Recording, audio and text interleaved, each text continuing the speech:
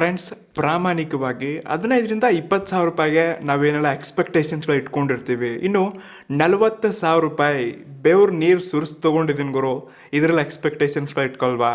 So ಪ್ರಾಮಾಣಿಕವಾಗಿ ನನ್ನ ಅನಿಸಿಕೆಗಳನ್ನು ನಿಮ್ಮ ಮುಂದೆ ಸ್ಟ್ರೇಟ್ ಫಾರ್ವರ್ಡ್ ಆಗಿರ್ತೀನಿ.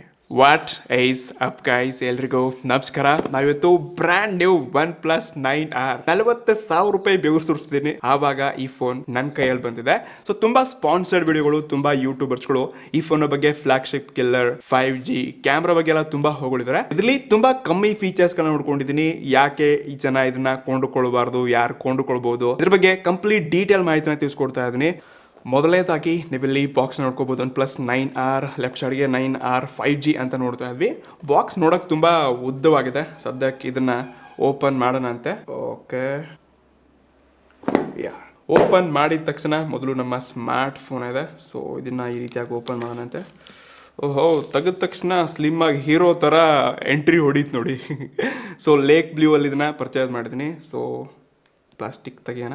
ನೋಡೋಕ್ಕೆ ಫಸ್ಟ್ ಲುಕ್ಕಲ್ಲಿ ತುಂಬ ಲೈಟ್ ವೇಟ್ ಮತ್ತು ಲೈಕ್ ಒಂದು ರೀತಿ ಒಳ್ಳೆ ಕ್ವಾಲಿಟಿನ ನೋಡ್ತಾ ಇದ್ವಿ. ಇದನ್ನು ಪಕ್ಕಕ್ಕೆ ಇಡೋಣ ಅಂತೆ. ಇನ್ನು ಇದನ್ನು ಬಿಟ್ಟರೆ ಮತ್ತೊಂದು ತುಂಬ ದೊಡ್ಡ ವೈಟ್ ಬಾಕ್ಸ್. ಓಹೋ, ಓಪನ್ ಮಾಡಿದ ತಕ್ಷಣ ಮೊದಲು ಪ್ಯೂರ್ ಟ್ರಾನ್ಸ್ಪರೆಂಟ್ ಒಂದು ವೈಟ್ ಕೇಸ್ ಕವರ್ ನೋಡ್ತಾ ಇದ್ವಿ, ಗುಡ್ ಕ್ವಾಲಿಟಿ. ಇದನ್ನ ಬಿಟ್ಟರೆ 1 2 3 4 5 ಸೊ 5 ಡಾಕ್ಯುಮೆಂಟೇಶನ್ ಪೇಪರ್ಸ್ಗಳು ನೋಡ್ತಾ ಇದ್ವಿ. ಇನ್ನು ಇದನ್ನ ಬಿಟ್ಟರೆ 65 ವ್ಯಾಟ್ನ ವ್ಯಾಪ್ OnePlus ಬ್ರ್ಯಾಂಡ್ ನ್ಯೂ ಚಾರ್ಜರ್ ನೋಡ್ತಾ ಇದ್ವಿ. USB to Type-C ಕೇಬಲ್ ನೋಡ್ತಾ ಇದ್ವಿ. ಸದ್ಯಕ್ಕೆ ಈ ಎಲ್ಲ ಅಸೆಸರೀಸ್ನ ಸ್ವಲ್ಪ ಹೊತ್ತು ಸೈಡ್ ಗಿಡೋಣ ಅಂತ. ಫ್ರೆಂಡ್ಸ್, ಮೊದಲನೇದಾಗಿ ಫಸ್ಟ್ ಲುಕ್ಕಲ್ಲಿ ಈ ಫೋನ್ ತುಂಬ ಕಂಫರ್ಟೇಬಲ್ ಇದೆ, ತುಂಬ ಲೈಟ್ ವೇಟ್ ಇದೆ, ತುಂಬ ಸ್ಲಿಮ್ ಕೂಡ ಇದೆ, ನೋಡೋಕೆ ಕೂಡ ತುಂಬ ಪ್ರೀಮಿಯಂ ಅಂತ ಅನ್ಸುತ್ತೆ. ಆಬ್ವಿಯಸ್ಲಿ ನಾನು 40,000 ರೂಪಾಯಿ ಕೊಟ್ಟಿದ್ದೀನಿ. ಪ್ರತಿಯೊಂದರಲ್ಲಿ ನನ್ನ ಎಕ್ಸ್ಪೆಕ್ಟೇಷನ್ಸ್ಗಳು ತುಂಬ ಇದೆ. ಸೊ ಇದರಲ್ಲಿ ಸೈಡ್ ಎಡ್ಜಸ್ ಎಲ್ಲ ಅಲ್ಯೂಮಿನಿಯಂ ನೋಡ್ತಾ ಇದ್ವಿ. ಹಿಂದೆ ಮತ್ತು ಮುಂದೆ ಎರಡು ಕಡೆ ನಿಮಗೆ ಗೋರಿಲ್ಲಾ ಗ್ಲಾಸ್ ಪ್ರೊಟೆಕ್ಷನ್ನ ಕೊಡ್ತಿದ್ದಾರೆ.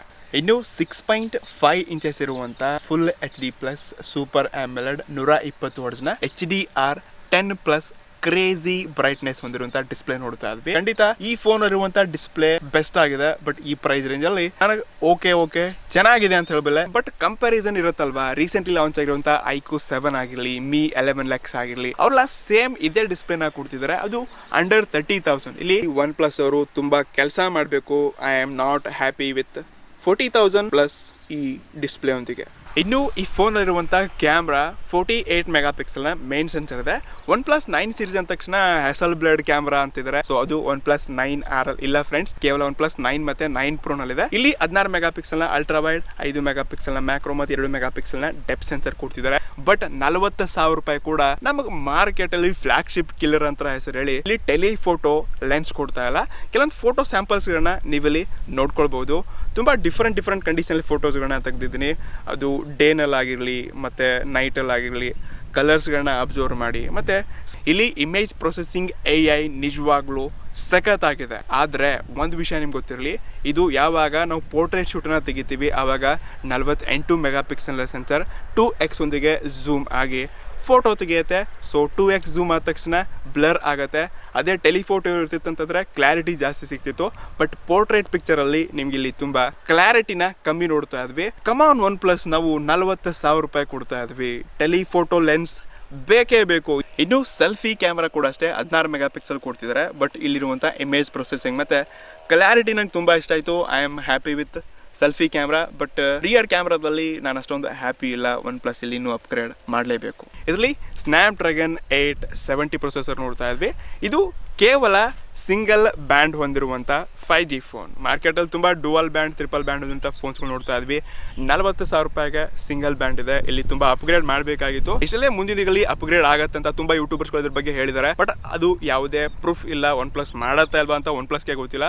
ಬಟ್ ಅದರ್ವೈಸ್ ಇದರಿಂದ ಪರ್ಫಾರ್ಮೆನ್ಸ್ ಮತ್ತು ಗೇಮಿಂಗ್ ಎಕ್ಸ್ಪೀರಿಯನ್ಸ್ ಮಾತ್ರ ಸಖತ್ ಅಂದರೆ ಸಖತ್ ಆಗಿದೆ. ಬಟ್ ಇದೊಂದು ಒಳ್ಳೆಯ ಪ್ರೊಸೆಸರ್. ಬಟ್ ಇಲ್ಲಿ 5G ಅಂತ ಹೇಳಿ ಸಿಂಗಲ್ ಬ್ಯಾಂಡ್ ಕೊಡೋದು ಯಾವ ಸೀಮೆ ಲೆಕ್ಕ ಆಗೋರು. ಇನ್ನು ಇನ್ಸ್ಕ್ರೀನ್ ಫಿಂಗರ್ ಪ್ರಿಂಟ್ ಮಾತ್ರ ಕ್ರೇಜಿ ಅಂದರೆ ಕ್ರೇಜಿ ಫಾಸ್ಟ್ ಆಗಿ ಅನ್ಲಾಕ್ ಆಗುತ್ತೆ. ಎಷ್ಟೇ ಅಂತ ಇದರಲ್ಲಿರುವಂಥ UFS 3.1 ಆಗಿರಲಿ, LPDDR5X ರ್ಯಾಮ್ ನೋಡ್ತಾ ಇದ್ವಿ. ಸೊ ಇಲ್ಲಿ ತುಂಬ ಅಂದರೆ ತುಂಬ ಸೂಪರ್ ಪರ್ಫಾರ್ಮೆನ್ಸ್ ಇದೆ ಮತ್ತು ತುಂಬ ಕ್ವಿಕ್ ರೆಸ್ಪಾನ್ಸ್ ಕೊಡುತ್ತೆ. ಇಷ್ಟಲ್ಲೇ ನನ್ನ ಹತ್ರ ಬಂದ್ಬಿಟ್ಟು 828 GB ವೇರಿಯಂಟ್. ಇದು 40,000 ರೂಪಾಯಿಗೆ ಸಿಗುತ್ತೆ. ಸೊ ಇದಕ್ಕೆ ತುಂಬಾ ಜನ ಫ್ಲಾಗ್ಶಿಪ್ ಕಿಲ್ಲರ್ ಅಂತ ಅಂತಿದ್ದಾರೆ. ನನ್ನ ಪ್ರಕಾರ ಒನ್ ಪ್ಲಸ್ ನವರು 9 ಸೀರೀಸ್ ಇಂದ ನೋ ಮೋರ್ ಫ್ಲಾಗ್ಶಿಪ್ ಕಿಲ್ಲರ್. ಇವ್ರು ಇನ್ಮೇಲೆ ಫ್ಲಾಗ್ಶಿಪ್ ಕಿಲ್ಲರ್ ಅಲ್ವೇ ಅಲ್ಲ. ಇನ್ನು ಕೊನೆಯದಾಗಿ 4500 mAh ಬ್ಯಾಟ್ರಿಯೊಂದಿಗೆ 65 ವ್ಯಾಟ್ನ ಪವರ್ ಅಡಾಪ್ಟರ್ ಕೊಡ್ತಿದ್ದಾರೆ. ನಿಜವಾಗ್ಲೂ ಒನ್ ಪ್ಲಸ್ ಅವರು ಚಾರ್ಜಿಂಗ್ ಟೆಕ್ನಾಲಜಿನಲ್ಲಿ ಈ ಫೋನಲ್ಲಿ ಒಂದು ಒಳ್ಳೆ ಅಪ್ಗ್ರೇಡ್ ಮಾಡಿದರೆ. ಅಷ್ಟೇ ದುಡ್ಡು ಕೂಡ ಕೊಡ್ತಾ ಇದೀವಿ, 40,000 ಸುಮ್ಮನೆನಾ? ಇನ್ನೂ ತುಂಬ ಜನ ಅಂತ ಇರ್ಬೋದು 40,000 ರೂಪಾಯಿಗೆ ಈ ಫೋನನ್ನು ನಾವು ಕೊಂಡುಕೊಳ್ಬೋದಾ? ನನ್ನ ಪ್ರಕಾರ ಇದು ಒಂದು ವರ್ತಿ ಡಿವೈಸ್ ಇದೆಯಾ? ತುಂಬ ಜನ ನೀವು ಕೇಳ್ತಿರ್ಬೋದು. ನಾನು ಕ್ಲಿಯರಾಗಿ ಹೇಗೆ ಇಷ್ಟಪಡ್ತಾ ಇದ್ದೀನಿ, ಇದು best device but not the best. ಕಾರಣ ಇದರಲ್ಲಿ ಕ್ಯಾಮ್ರಾದಲ್ಲಿ ಯಾವುದೇ ನಿಮಗೆ ಟೆಲಿಫೋಟೋ ಲೆನ್ಸ್ ಕೊಡ್ತಾ ಇಲ್ಲ. ನಾನು ವಿವೋ X60 ಯೂಸ್ ಮಾಡಿದ್ದೀನಿ. ಅದರಲ್ಲಿ ಮುಂದಿನ ಭಾಗ 32 ಇದೆ, ಇದರಲ್ಲಿ 16 ಮೆಗಾ ಪಿಕ್ಸೆಲ್ ಇದೆ. ಸೇಮ್ ಪ್ರೈಸ್ ಇದೆ, ಸೇಮ್ ಡಿಸ್ಪ್ಲೇ ಇದೆ. ಬಿಲ್ಡ್ ಕ್ವಾಲಿಟಿನಲ್ಲಿ ಸ್ವಲ್ಪ ಚಿಕ್ಕ ಪುಟ್ಟ ಚೇಂಜಸ್ ಮಾಡಿದ್ದಾರೆ. ಇನ್ನು ವಿವೋನವರು ಕ್ಯಾಮ್ರಾದಲ್ಲಿ AI ಏನಿತ್ತು ಆ AI ನಾನು ಇಲ್ಲಿ ಕಾಣ್ತಾ ಇಲ್ಲ, ಬಟ್ ಇವ್ರದ್ದು ಡಿಫ್ರೆಂಟ್ ಆಗಿದೆ. ಸ್ವಲ್ಪ ಪಿಕ್ಚರ್ಸ್ನ ಕ್ಲಿಕ್ ಮಾಡಿದ ತಕ್ಷಣ ನಂತರ ಏನು AI ಬರುತ್ತೆ, ಅಲ್ಲಿ ಇಮೇಜ್ ಪ್ರೊಸೆಸಿಂಗ್ ತುಂಬ ಚೆನ್ನಾಗಿದೆ. ನನಗೆ ಓಕೆ ಅಂತ ಅನಿಸ್ತಾಯ್ತಾ. ನೀವು ಬ್ರ್ಯಾಂಡ್ ಲವರ್ ಇದ್ದರೂ ಕೂಡ, ನಾನು one plus brand lover, but ನನಗೆ ಈ ಫೋನ್ ಅಷ್ಟೊಂದು ಸ್ಯಾಟಿಸ್ಫೈಡ್ ಅಂತ ಅನಿಸ್ತಿಲ್ಲ. 40,000 ರೂಪಾಯಿಗಲ್ಲ, ಈ ಪ್ರೈಸ್ 35,000 ರೂಪಾಯಿಗಿತ್ತು ಅಂತಂದರೆ ಖಂಡಿತ ನಾನು ತುಂಬ ಜನಕ್ಕೆ ಸಜೆಸ್ಟ್ ಮಾಡ್ತಿದ್ದೆ. ನಾನು ಒನ್ ಪ್ಲಸ್ 9R ತೊಗೋಬೇಡಿ ಅಂತ ಹೇಳ್ತಾ ಇದ್ದೀನಿ, ಬಟ್ ಒನ್ ಪ್ಲಸ್ 9 ಮತ್ತು 9 Pro ತೊಗೊಳ್ಬೇಡಿ ಅಂತ ಹೇಳ್ತಲ್ಲ. ಅಲ್ಲಿ ಒಂದು ಒಳ್ಳೆ ವ್ಯಾಲ್ಯೂ ಫಾರ್ ಮನಿ ಇದೆ. ಪ್ರೈಸ್ ಲೆಕ್ಕಕ್ಕೆ ಬ್ರ್ಯಾಂಡ್ ವ್ಯಾಲ್ಯೂನ ಹೋಲಿಸಿದ್ವಿ ಅಂದರೆ ಮಾತ್ರ ಇದು ಬೆಸ್ಟ್ ಡಿವೈಸ್ ಆಗುತ್ತೆ. ಅದರ್ವೈಸ್ ಸ್ಪೆಸಿಫಿಕೇಷನ್ ಮತ್ತು ಎಕ್ಸ್ಪೀರಿಯನ್ಸಲ್ಲಿ ತುಂಬ ಚೆನ್ನಾಗಿದೆ. ನನ್ನ ಫ್ರೆಂಡ್ ತೊಗೊಂಡಿದ್ದಾನೆ, ಯೂಸ್ ಮಾಡಿದ್ದೀನಿ. ಸೊ ಅದರ್ವೈಸ್ ನಿಮ್ಮ ಕೈಲಿದೆ, ನಿಮ್ಮ ದುಡ್ಡು, ನೀವು ಎಷ್ಟು ಬೆವ್ರು ಕಮ್ಮಿ ಟೈಮಲ್ಲಿ ಎಷ್ಟು ದುಡ್ಡು ಕಲೆಕ್ಟ್ ಮಾಡಿದ್ರೆ ಗೊತ್ತಿಲ್ಲ, ಬಟ್ ನಾನಂತೂ ಹೆವಿ ಟೈಮ್ ಮಾಡಿ ಈ ಫೋನನ್ನು ತೊಗೊಂಡಿದ್ದೀನಿ. ನಿಮ್ಗೆ ಏನೇ ಕ್ವಶನ್ಸ್ ಇದ್ರು ಕೆಳಗಡೆ ಕಮೆಂಟ್ಸ್ ಹೋಗಕ್ಕೆ ಮರಿಬೇಡಿ. ಸೀನಾ ಮಂದಿರಲಿ ಅಲ್ಲಿಗೆ ಗೈಸ್, ಸೀನ್ ನೆಕ್ಸ್ಟ್ ಒನ್. ನಮಸ್ಕಾರ.